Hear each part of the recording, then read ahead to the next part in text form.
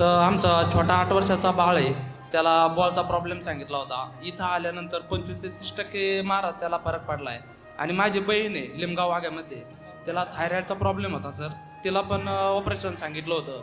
आज रोजी एकदम छोट्या सुपारी एवढी फक्त गाठ राहिलेली आहे.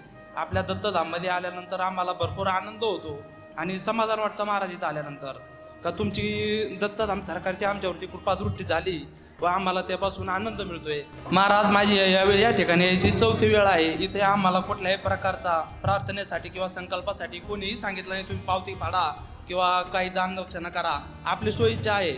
महाराज मी माझ्या मनाने काय म्हणतात गुप्त म्हणजे भोजनासाठी दिलेला आहे आणि माझ्या मनाने संकल्पासाठी पण टाकणार आहे.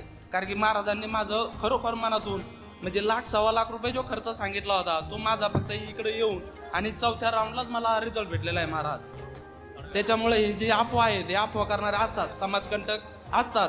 तरी माझं एकच बोलणं आहे की या ठिकाणी आल्यानंतर कोणीही दान करा अशी जबरदस्ती करीत नाही किंवा पावती आकारली जात नाही.